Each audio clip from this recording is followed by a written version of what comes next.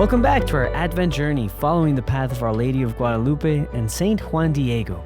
Such a wonderful reading we had yesterday of the longer segment we'll be meditating on this entire week. But today we can finally get a better glimpse of just what's going on in Juan Diego's little heart as we listen, or we ended last week with this terrible situation where his uncle's about to die and he needs desperately to find a priest so that he can prepare for dying. So now Juan Diego's in the middle of this conflict, right? He needs to go to find a priest for his uncle, but he's also the entrusted messenger and ambassador of the Queen of Heaven. So now he's in the middle of this struggle. So let's listen in to what happened within Juan Diego's little heart. And so, on Tuesday, while it was still dark, Juan Diego left his house, going to call a priest in Tlatelolco. As he came near the little hill at the foot of Tepeyac, where the road descends towards the setting sun, the very place where he had passed before, he thought, if I go straight along the road, I may be seen by this noble lady, and surely as before, she will stop me to carry the sign to the bishop, just as she commanded me. But first, let her allow our grief to be eased. Let me hurry to call the priest whom my poor uncle awaits. Then she turned aside, going around the hill, climbing across the middle and passing over to the eastern slope, so that he could reach Mexico quickly, without being delayed by the Queen of Heaven. He thought that by taking this way, she would not see him, she who in truth sees perfectly everywhere. But she had already seen him from the summit, as she had before, and she descended to meet him. I think this segment just offers us these very strong geographical, spiritual placements, right? So let's first of all, like Juan Diego's trying to hide. He's hiding just like many of us do when we feel that our personal plans just don't align perfectly with God's plans. And not just that, when we also feel ashamed and we feel unworthy of what God is calling us to do. So Juan Diego, and in the act of circling around the Virgin, the author of the Nican Mopoa gives us a beautiful glimpse into Juan Diego's mind. He says, let her allow our grief to be eased. So his poor uncle is just waiting for the priest so he can die.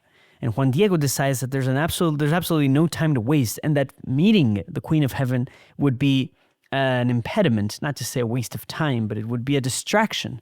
And I've always believed that Juan Diego did make the right choice by tending to his uncle. It wasn't a matter of choosing between Our Lady and his uncle and his family. It's not wrong to prioritize family over the apostolate or God's mission, but there's also an important component that I've begun to understand more and more as I read the Nican Mopoa. And it's this, like Juan Diego, in having this special relationship with the Virgin, he could have himself gone to to Our Lady of Guadalupe and asked for healing. But for now, Juan Diego still sees himself in terms of mission in this relationship. He still sees himself as a servant and a messenger, not as a son. And that's important. But from that perspective, as a functionary, he had another function that was more important. He's a function man, a servant. But by the logic of our Blessed Mother, it's not that. She doesn't simply see him as a servant or a messenger. He sees in him her most beloved son.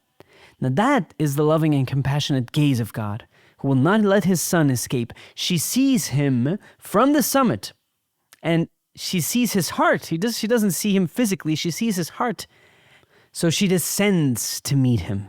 She descends, like the Word incarnate himself is God descending to our own existence to encounter us wherever we are. That is the same logic. The same logic of the Virgin Mary is the same logic of Christ himself, that when he gives himself to us, he says, I no longer call you servants, but I call you my friends.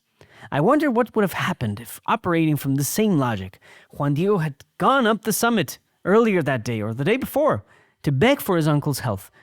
The Virgin Mary would not have denied him. That's what I think, at least. The gaze of God floods our lives and is the very first step for love to be born within our own hearts. Juan Diego is truly seen by the Blessed Mother, and he is not judged.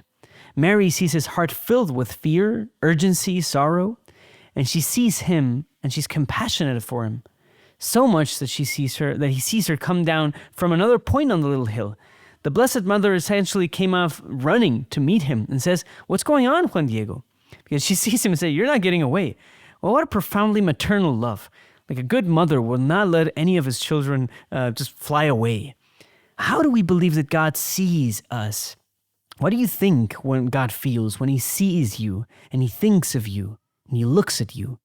Now, if we really knew the way in which God looks at us, we would know that we are deeply loved. And many of our worries would simply just melt away. But we sometimes feel this gaze of judgment for us, as if we're not enough or we're not doing enough. And I think that gaze is quite important for us to understand just how God loves us and the way in which he sees us with so much love and so much mercy.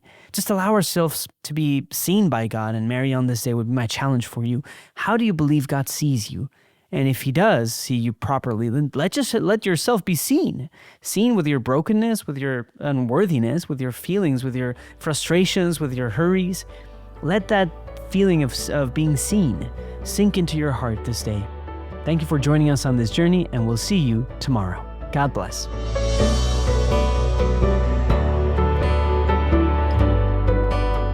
This podcast is brought to you by Juan Diego Network, a project by Juan Diego and Friends Incorporated, a nonprofit seeking to attract people on the internet to in-person Christian community and the sacraments. Visit JuanDiegoandFriends.com to check out our other missionary initiatives.